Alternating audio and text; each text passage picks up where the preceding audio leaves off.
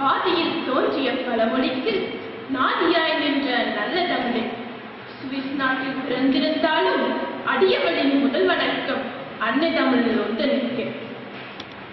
பாரங்கும் தமிழ் பரப்பி பைந்தமிழில் இசைபாடி நான்கும் தமிழ் கூற நானிலத்தில் தமிழ் வாழ உலகத்தின் மூலையெல்லாம் ஓடியோடி தமிழ் வளர்த்து நீதிக்காய் ஏங்கி தவித்த வண்ணம் நெருப்பாற்றில் நீந்தி வரும் இலங்கை திருநாட்டில் இரத்த உறவுகளாக இங்கு வருகை தந்திருக்கும் கல்விமான்களே, அண்ணன் அக்காமார்களே மற்றும் சுவிஸ் நாட்டில் வாழ்கின்ற என் தமிழ் உறவுகளே, அனைவருக்கும் என் அன்பான வணக்கங்கள் உரித்தாகட்டும்.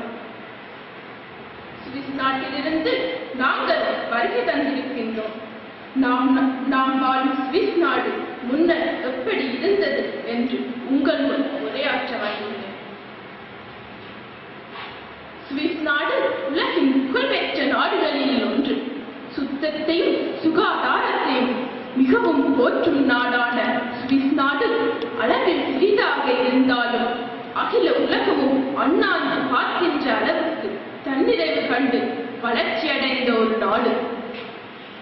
மலைகளையும் காடுகளையும் நிலப்பரப்பாக கொண்ட அன்றைய சுவிஸ் நாட்டில் ஆரம்ப காலத்தில் குடியேறியவர்கள் ஜெர்மன் நாட்டிலிருந்து வந்த 2 வம்சத்தினர்தான். அவர்கள் யாரெனில் கிறிஸ்துவுக்கு பின் 443ஆம் ஆண்டில் சுவிஸின் தென்மேற்கு பகுதியில் குடியேறிய புர்கண்டியஸ் என்ற மக்களும் வடமேற்கே குடியேறிய ஹெல்வெட்சி என்ற மக்களும். காலப்போக்கில் வேறு நாடுகளில் இருந்தும் பல்வேறு மொழி பேசும் மக்களும் சுவிஸில் வந்து குடியேறினர். முதலில் ஜெர்மனியில் இருந்து வந்து குடியேறிய இரு பகுதியிலும் ஜெர்மன் மொழியையும் பிரெஞ்சு மொழியையும் மிக அதிகமாக பேசி வந்தனர். ஆனாலும் அப்பொழுது சுவிஸ் நாட்டின் பொதுமொழியாக திகழ்ந்தது லத்தீன் மொழிதான். 4வது மொழியாக ரொமானஸ் என்ற மொழி குறைந்தளவு மக்களால் அப்பொழுது பேசப்பட்டது. இந்த ரொமானஸ் மொழிதான் சுவிஸ் நாட்டின் தேசிய மொழி. இப்பொழுதும் கிராஃபின்டன் மாநிலத்தில் மிக அதிகமாக பேசப்படுகிறது. இந்த சுவிஸ் நாட்டை முழுமையாக ஆட்சி செய்ய அந்த காலத்தில் யாராலும் முடியவில்லை.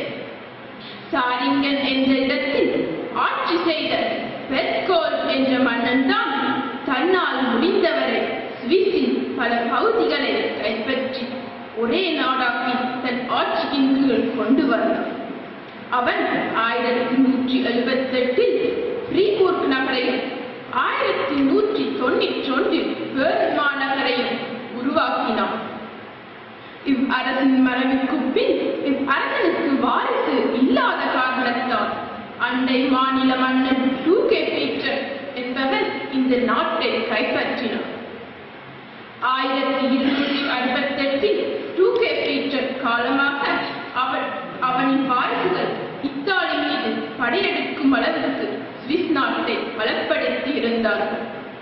அதன் பின் வந்த ரூடால்ஃப் என்ற மன்னனின் நீண்ட தூர சிந்தனையாலும் உழைப்பாலும் தான் சுவிஸ் நாடு ஐரோப்பாவின் ஒரு முக்கிய நாடாக இன்று விளங்குகிறது.